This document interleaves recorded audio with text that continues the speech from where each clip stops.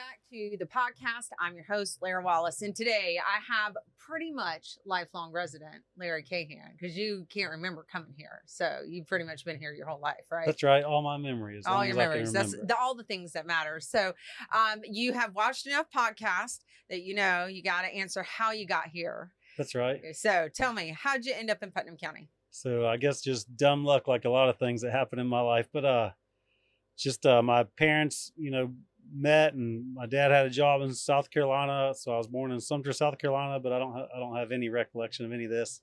They just tell me about it, and then they moved to Dixie County, which is West Florida, not far from Steenhatchee. I still don't have any memory of that. I just know I heard my parents didn't like it real well, and then anyway, it was a different world then. And then they moved here, and then that's when I guess I was old enough to start figuring stuff out. So yeah, I think I was here and I was like 3 or 4 years old. I could be off by a year or two, probably 3 years old. So young enough that's when all the cool things start happening. That's right. Going to school. Yeah. So where'd you go to elementary school? So I went Browning Piers, and I was telling your age, but it's crazy how you get old fast. But so now there's Browning Piers, and it's an old school. But I've talked about that a lot. Yeah. So Browning Piers, was in East Plaquenil for Highway 17. But when I went to school, where was it? They were still in East Plaquemine, but there was a Campus 1 and Campus 2 that was off of Putnam County Boulevard. So I went to Browning Piers Campus 1, and then I went to Campus 2, and then I got to go the very first year. It's kind of silly elementary school, but then they had the new school, which is now old. We have people share memories of being the first or the last class. I think that's kind of cool to open, that's when everything smelled new. That's true. Yeah. You get the fresh paint and the new desk. Nobody's scribbled their name on it. Yeah, that's true. And in comparison to the old schools were pretty rough. They don't look much different now than when they did then. So it was modern for that day. Yeah. Age. So it was pretty cool. Something different. Did you get to play Oregon Trail on the floppy disk? Oh, totally. I forgot about that. Yeah, man. I died a lot in Oregon Trail, but I had a good time playing that. And then what about middle school? Where'd you go? So then I went to Beasley for middle school. So it was just no good stories. They're just plain old middle school. Everything is awkward in middle school. I guess so. Yeah, you don't think about it. Was not too many fun stuff there. Just yeah, it was good. I remember, so for a little bit, as I was transitioning between careers, the kids were in elementary school and I wanted to volunteer. And so I got my, I don't know if it's a parapro, whatever it is, I had to get a certificate so I could substitute teach. And there was a whole section about how scary middle schoolers were, essentially. Right. And so kudos to all the middle school teachers out there. That's where the kids are not so much kids, they're learning their boundaries, but they're not quite high schoolers where you can level with them. A lot of intense hormones going through them. So survival of the fittest there, right? That's and then high school, were you a Panther? So yeah, I went to Plaque High School. Yep, very nice. Sure did. So tell me some. The reason I asked on here was, you've experienced obviously quite a bit of Putnam County, and everybody knows Larry Cahan. I've always I don't know. I just like people, and I try not to have a clique of friends. I just always like to be kind and hang out and visit with everybody. So that helps you meet a lot of people. So absolutely, and get to do a lot of cool things. And I always tell people ask how do you get to do this? How do you get to do that? Or go places? Or how do you know this person? And if someone invites me to go somewhere and I can go, I just go. So that helps you meet a lot of people too. So you adventure. It's a lot of fun. Yep. Yeah. Yep. Well, I remember when we did, this was when our channel first, I'd not even recorded a single podcast yet. It was a concept. And I actually recorded my first podcast with Miss Anastasia Patterson with the Bassmaster Elite. And I was looking for just somebody to come down and help us, as Bass Capital Radio was really forming under the new name. And you came down and you just hung out and did whatever. And it was amazing because, you really did not have any qualms about just sitting down and helping. So I really appreciate that. Yeah, you're welcome. I like helping, but I don't know how good I helped on that. But 10 and 10, he was fabulous. Yeah. Just a second set of hands was great. So yeah, but it helps that group of people. So way back when I fished some of the stuff, so I actually still know a few of them. There's a lot of new young guys on there that I don't know, but at least I kept up with it. Yeah, so that helped. Oh, so was fishing something that you did early on, or how'd you get into fishing? Was somebody ask you and I you're just guess like, like every yes? guess like every Putnam County redneck. No, not really, but you know, your parents just take you fishing, or your dad or whatever, and then you start off with a little pan fishing, brim fishing, and then I was fortunate. My parents lived across the street from the river, so you could just walk across the street. And most people would all let us stay, go fishing off their dock. So all the neighborhood kids would go fishing, and then we discovered ponds. And my grandparents had a pond within range, and then started fishing out of the pond and just spiraled from there. I think Dad got Spiraled. me I love started. Yeah, it's that. almost like a crack habit. Honestly, it's pretty. You spend a lot of time and money on it, so but it's a healthy crack habit, so that's Exactly. good. It's better than crack. So, yeah. Yeah, it's funny you mentioned that. So my dad would take me on, he had a boat, a little bass boat growing up, and he would take me cane pole fishing. Oh And yeah. I was terrified of the rod and reel, like, cause that was too many things happening at the same time. And I had a bobber. If there was no bobber, I wasn't fishing, but so Oh many brim, yeah. and I That's how loved it. most people all start. Yep. And then there was a pond down the road from us, which out in San Mateo area, horse landing area. And so we spent a lot of time over there playing with the minnows and stuff like that till there was a gator. And then somebody was like baiting the gator. And Oh that's the last time. gosh, But yeah, my they dad would messed you bring up. fish to like stock the pond. Oh cool, yeah. Yeah. I've done some of that over the years too, for Yeah. sure. It's really unique that we have so many places to fish in Oh Putnam yeah, County. it's pretty good. Shoot, the kids nowadays, they get on Google Earth and they pond hop, and they'll like, cause I have a pond where I'm at now, and next thing you know, there's a bunch of kids hanging out at the pond. And you're like, how in the world did you even find this? And they just something I don't think about. They get on Google Earth and just get with their buddies that drive or whatever, and then they just go pond to pond to pond. So it's pretty entertaining. That's pretty actually Yeah. resourceful. Yeah, it is. Yeah, it's pretty good. Did you ever like consider fishing professionally, or was it just a hobby? Well, yeah, of course, like most people that do the bass tournaments, when you get in that level of fishing, and you know, you see it on TV and you want to do that, and then, so I did Southern Opens, which is a pretty significant level of fishing, and I enjoyed it and did really well at it. But then you just realize, like, I don't know, but kind of whining. But when you get, so most sports, you get the professional level, and like, hey, you're a professional, congratulations, here you go. And bass fishing, it's, hey, you're a professional, congratulations, you get to pay more money, good luck. So you know, and I made it this so far, and then I decided that probably didn't need to go in debt or go crazy or whatever with it. So boats are simmered back down with it. So a hole in the water that you put money in, yeah. And then you get the fish in those tournaments, and even at a local level, the tournament costs, I'll get rambling on some fishing, but it's like $100. It's been $100 since I was like 15. It's kind of weird. It hasn't gone up much, maybe 120 now. But then you got your gas and stuff, and then you go the fishing, the traveling trails, and even at a Florida level traveling, people don't realize, you do the math. You try not to ever do the math when you're doing this stuff to make it more fun. But I mean, you spend like $800 just going for a weekend at an out of town thing if you spend the night. And ladies, close your ears if your husbands are fishing. Yeah. Just close your ears. $800 is if you do it just minimal. So. Right. And then and then you get into the open level, and I think the tournaments now, I don't even know anymore. At one time, I know they were $1,500. I'm sure they're more than that now and that's a week long. So anyway, well, I need to make a public apology then to my father, because we ate a lot of peanut butter cheese crackers and Vienna sausages, and now I understand it's because of all the gear and the gas saving money to go for fishing. out. Yeah, exactly. Yeah. Sorry, Dad. Thank you for the great memories. It's pretty good. There's worse things to spend money on. Exactly. Sure. You're not wrong with that, and it is absolutely, again, Putnam County having that resource. I mean, literally, we can walk out of the studio right now and go fishing. Oh, yeah. Or I can go home and walk across the street and go fishing. Or, I mean, there's so many spaces to do that. And it is something that multi-generational, one of the things we recently have taught the kids to do is go crabbing. Yeah, they like it. Yeah, down at the dock here. Taya, if you haven't been crabbing, I'm going to explain it to you. To the best of my novice ability. So Larry, you can correct me if I'm wrong here. Do it. It's not much but you take some chicken meat or some older meat, something you could tie on a string. That's right. And then you toss it off into the water. Obviously on a good enough length that it goes down, floats on the bottom where crabs live. And if you feel a tug at the string, you slowly pull it up. And my girls, I'm really shocked. We have eaten blue crab a number of That's times, awesome. though that's very difficult to eat. Kudos to those Oh who yeah, it's can do that all the technique. time. Yeah, I would catch them. I never ate them much. Yeah, And then my it's a buddies, lot they of work. still catch them. So Yeah. yeah, it's fun.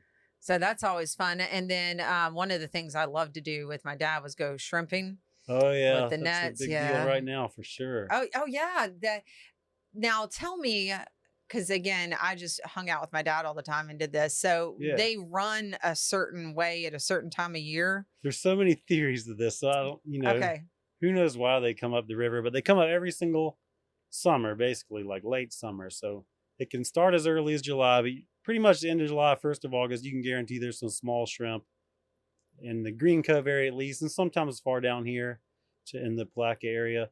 And then they run until they can make it as far as December, but I always tell people that the true thing, the end of September, maybe the beginning of October. I shouldn't say true thing. Your safe bet is August to October, and anything before or after is a bonus. But and it depends on water. A lot of rain like we're having now will flush them out, and you'll be catching the fire out on this week, and then 2 weeks you're like, where'd they go? So yeah. But yeah, shoot, people push, pull, drag the junkiest of boats to the nicest of boats out here, and all the people come from out of town too, which I'm sure helps our local community. So I didn't know that. I'm on the water a ton, so I literally recognize a bit 80% of the boats out there, and there's all these new boats that show up there in shrimp time, and also people are on the water after dark. Usually after dark the river's pretty empty, but it brings the river to life in the fall time. People love the shrimp, so I feel like we have a local shrimp expert now. Not really, just growing up and doing it. Now I don't like to do it because I do it so often for work, so we use them for bait. I shouldn't say I don't like. I love shrimping for bait, but I don't go out there and catch them to eat anymore. I guess I got lazy. Yeah, So. I love shrimp. My poor son, he has developed a shellfish allergy, and he's devastated. And I'm thankful he's never got a taste of shrimping yet, because if he knew he could just walk across the street and go do that, then he would be extra devastated. But that's a good point. So you work at Norfolk Southern. Did I say that right? That's right. Yeah. Oh, killed it. And coincidentally worked with my husband many moons ago there. So how long have you been over there? 20. I've been there 20 full years and working on the 21st. So congratulations to that. Yep. That's awesome.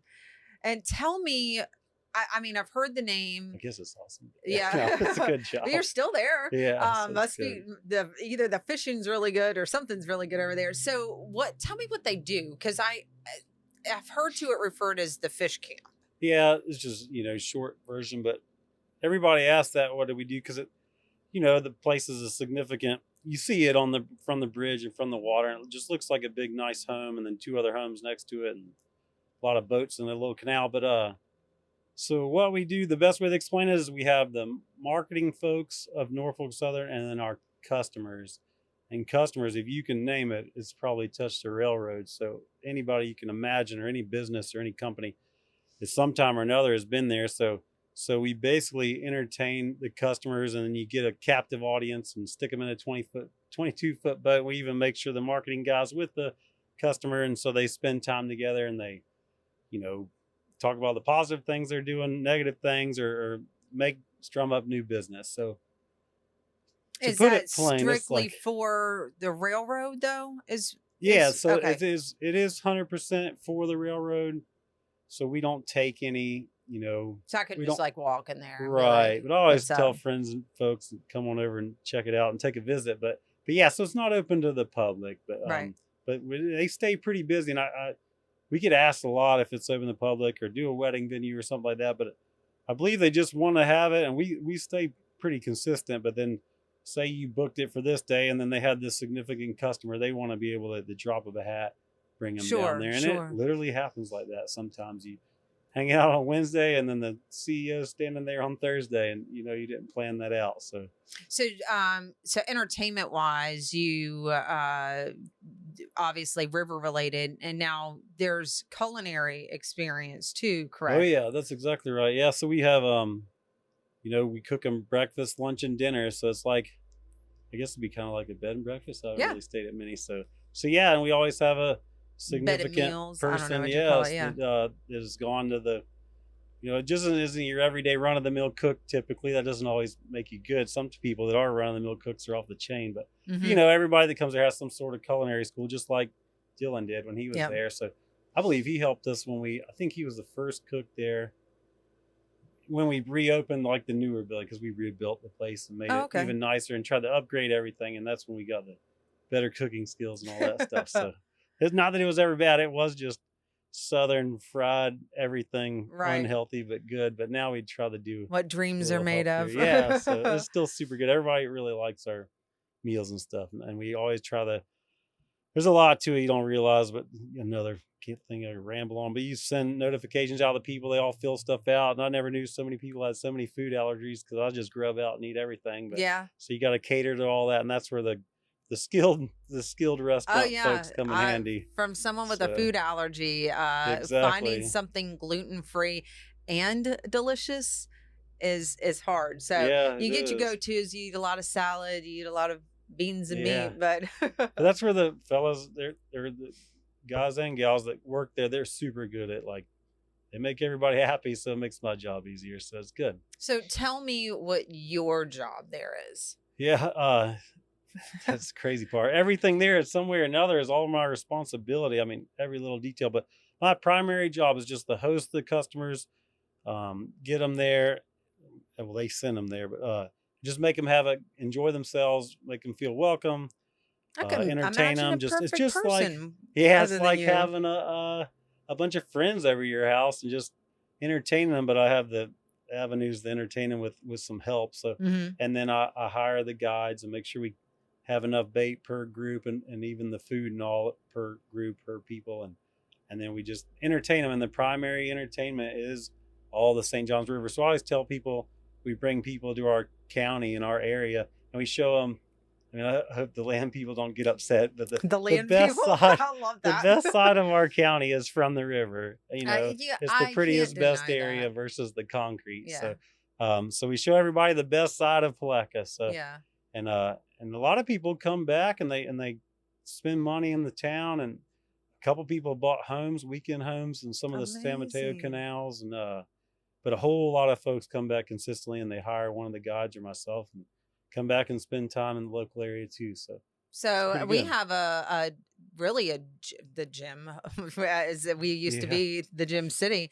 So really, like, you're showcasing, and I have to say that we do have some incredible trails. And one of the things that I recently have found interest through some of our previous podcasts is the Bartram Frolic, and how expansive that trail is. And when it's cooler, I want to do that. But there's going to, word on the street is that there's going to be a trail to Waterway type of track that we can utilize, but the St. John's just is so expansive. And so I can understand, like, when you say showing them the beautiful side of Palatka, why people are attracted to that. And then you're helping them connect here. So, are there opportunities for, like, let's say, I don't know, let's say a local restaurant, not restaurant, but maybe a local boutique or service or spa or something wants to provide for your clients, or your guests. Are they able to, like, connect with you guys to say, hey, we're available? Oh yeah, I'm sure of that. Yeah, we could figure something out. But just for talking about restaurants, we do breakfast, lunch, and dinner, but sometimes people want to do something different, to have 7-8 meals, during their time at the same spot. So a big thing we do is go to some of the local places on the river, and it's gotten more popular as the word spreads. We'll hit Corky Bells, Three Bananas, on a rare occasion, Renegades on down in Georgetown. And then we've tried to hit the place in Crystal Cove, and now they got a new good place there. So maybe we can hit that one. They can pull up right here and walk over to Velshoff's. True. Yeah. That's something I actually forget about. We have done the dock with a smaller group, anchor up, and then or tie up, and then hit Angels. So we've done that. So just like you telling me, this is why these conversations are so important, because we said the Larra and Larry duo here. That's right. Up with new ideas. Yeah, Velchos is the great spot too. So that'd be a good one. Yeah, and they've got hitting that within a month. So. All right, so you heard it here, folks. Yeah. What do you love? I mean, what's not really to love? First of all, I have to say, I know that that can be a task to continually be entertaining people. Yeah, but But I'm fortunate that everybody's in their best behavior. Like, I shouldn't say best behavior. Everybody's in a good attitude because no one's paying any money, so right. that keeps people happy. So, and then also like, sounds silly, but it works. And we're giving them free alcohol too, so that always benefits some. I So think that our viewers could keeps probably everybody in understand a that. positive way. Absolutely. And then the people that don't drink, that's good and healthy too. And we got other things for them. But no, I mean, so that helps. We don't get, but yeah, it gets repetitive, but pretty fortunate with the folks we have. So, Right. and everybody's very appreciative. So it's pretty cool. And they love the town, like just to get back on the town part when Yeah. and sometimes I'm like, really? So, cause you're here and you take things Yeah. for granted. It happens So, all the time. so yeah, it's Well, pretty good. A unique place. I mean, what are some things that you can remember doing here growing up? Or did you just fish a lot? Oh no, I did a lot of different things, but you know, typical Putnam County stuff, the hunting and the fishing. We're lucky to be close to, you know, woods and natural areas that you've already talked about, and so that's pretty good to be able to just drive right on the outskirts of town and, you know, be out in the woods and riding four-wheelers or Right. fishing in a boat. And then also we're super lucky. I think I heard you talk about on another podcast, which I like the beach more so. I like the waves, the surfing. I like the surf. So just to be able to go out, you know, after work or school or whatever you happen to do, you can be right on the east coast of Florida. So it's pretty cool. So growing up with outdoor stuff, it's a great place. I always tell people, like, Putnam County is a super good place if you like outdoors activities. Right. Now on the land, I'm not real sure, but I love like, that. the The outdoors land is dwellers. great. So yeah, but I mean, we got some cool restaurants and Yeah. some things to do, and it's changing. It's getting better and better. Yeah, But yeah, as far as absolutely. like outdoor people, it's a great place to be outside. And then we even grew up water skiing and wakeboarding and all that stuff. A I lot of have people always freak out been over impressed that, with but that. Yeah. it's a lot of fun. So I still try to do it to stay kind of So healthy. you water ski? Yeah, I like to slalom ski. As I get older, it hurts a lot more the next What's that couple mean? days. It means just one ski. So Okay. one ski. So yeah. Well, I mean, listen, people. But no, it's Sometimes, like there's sometimes I lots of say things people things, don't know. and afterward, I don't. I look back at these videos, and I'm like, Lara, Yeah, whoops. solemn ski, one ski. Okay, I Yeah. got it. But no, I probably said it weird or something. No, So, I've never heard. I didn't know the term. When I think of water skiing, yeah. I remember at the Blue Crab, the people who Oh, put the on the team, ski yeah. shows. I always watch that. Yeah, It's pretty cool. yeah. Like I'm They're lucky impressive. that I can walk and talk most of the time. Though I did learn to longboard Oh yeah, on that's fun. not on the ocean, but on the wheels, like a big skateboard. Oh yeah, like Yeah, gravity board. Yeah. And I have. There's no wood. So far, so good. Yeah. But we actually have great places to do that too. Oh, that's you know? true. Yeah, that is true. Good point. And that's really how I got to know a lot can of break people in into the a community. Your secret's safe with me. So I was after we get off work on the weekends, sometimes the kids would be off doing something else. And so Dylan and I would go longboard downtown. And that's how we discovered a lot of these incredible people who, some of which have been on the podcast and these great little shops. And you're right. A lot of things are changing. I think the community is going to be very excited to see a lot of the entertainment that's going to be coming to the 100 block and extending Nice. out. So I think you'll have plenty to bring your guests to do. True. Yeah.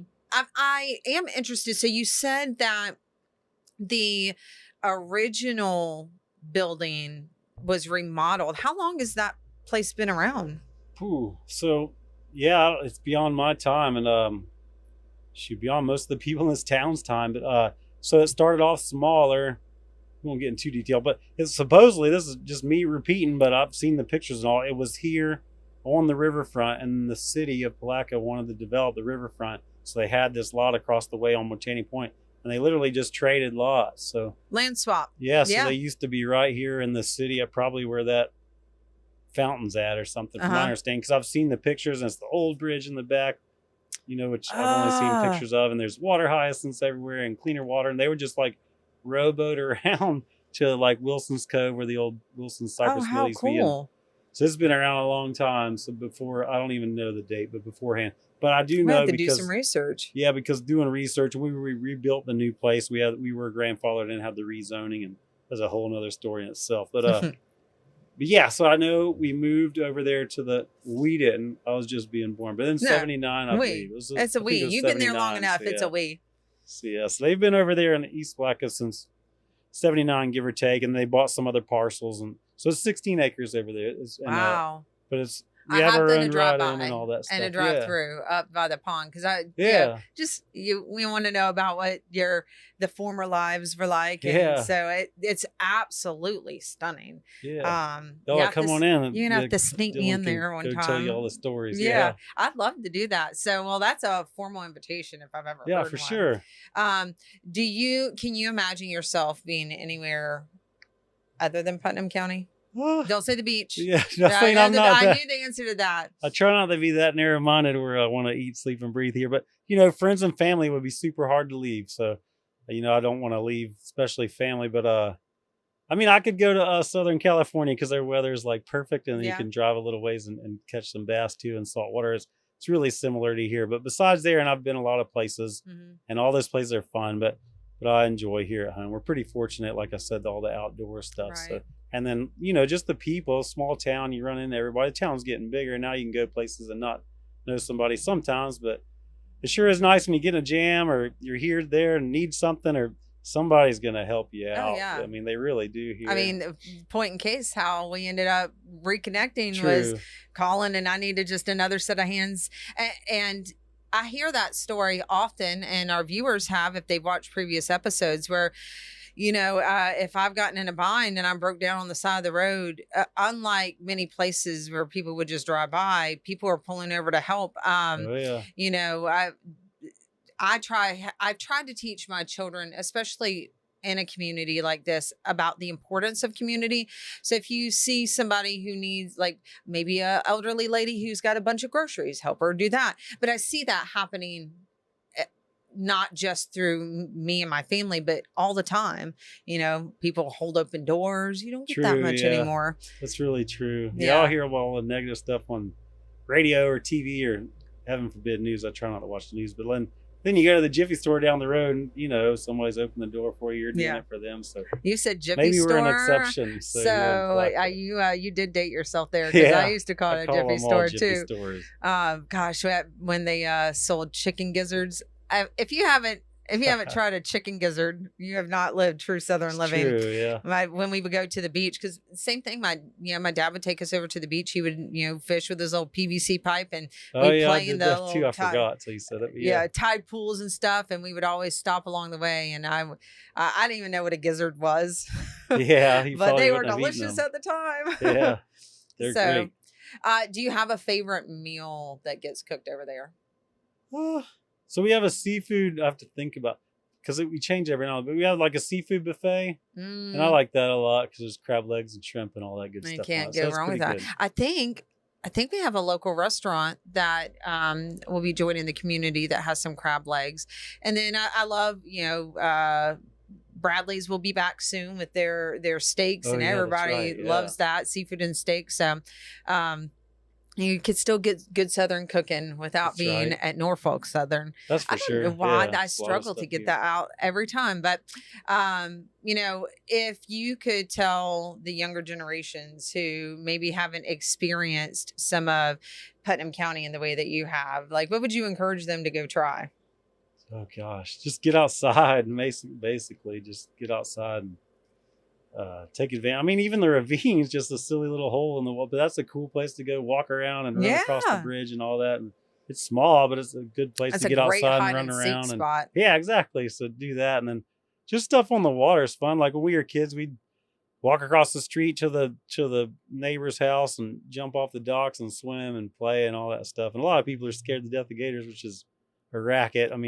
It is big news when someone gets gator bit, and it's big news because it never happens. So valid point. You're a lot safer. I have swam in the St. John's. Highway. Yep. Yeah. And we have like the mud springs, which is super cool. It's really fun. Yeah. Down there in Willaca. Sorry. No, you're good. I was thinking about the ravines, and I like to hunt treasures. Like I just, when I go to the beach, I'm looking for shark's teeth, anything like that's my favorite thing to do.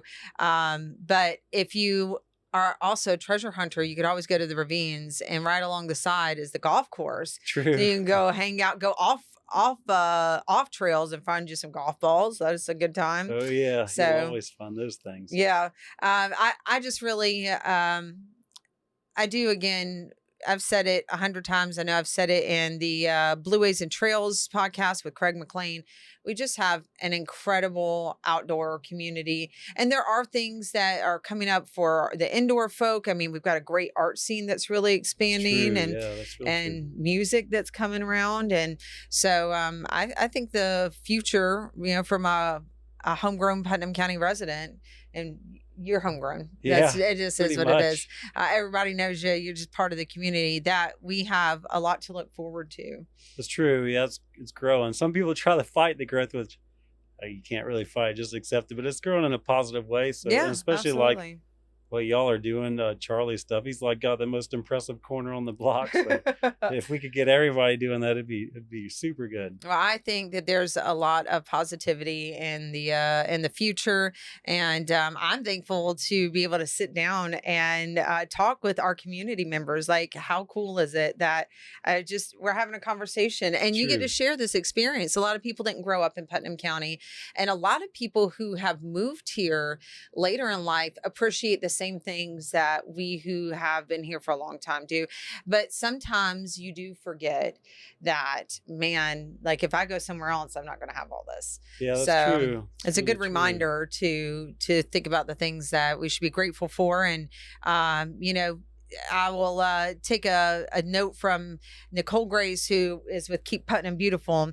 And, while you're out there enjoying the outdoors, and while you're out there adventuring, be sure that you take your trash with you, clean up, Valid point. as he is showcasing the beautiful side of Palaca. That's right. Yeah. Make sure that we keep the waterways clean and do our part. But well, I want to thank you for coming and sharing your experience. And if one more question, I was just thinking Sure. about asking you earlier. So, what is your favorite town tradition that Palaca has? Oh man. I Because don't know. I do like Memorial Weekend just because of the buzz and like the silly blue crab. It's not silly, I shouldn't say that, but the blue crab festival Yeah. and all the stuff around it, and it like was big way back, then it tapered off, and now it seems like it's getting bigger than ever. And we cruise up here in the boat and tie up and listen to music, and yeah, it's just a whole scene, and it's river and in the town. And I even like we walk through the.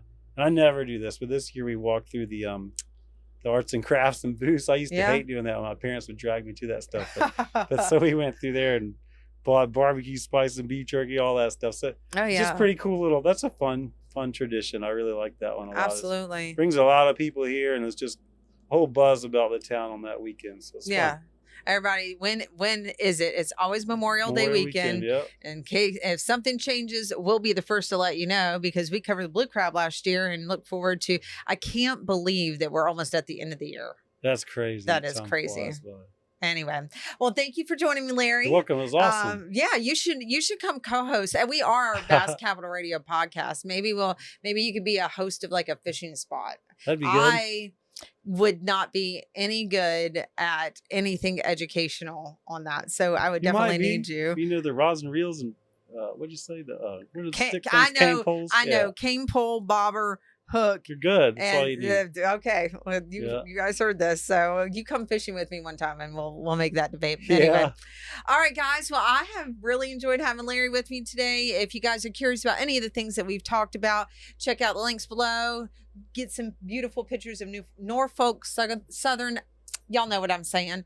And then check out the previous podcast where we talk about a lot of the things we mentioned in this podcast. But if it weren't for community members like you coming and sharing these stories, I wouldn't have anything to do, and these guys wouldn't have anything to watch. So thanks for joining Yeah, me. you're welcome. It was awesome. It was good. All right, guys. We'll see you on the next episode.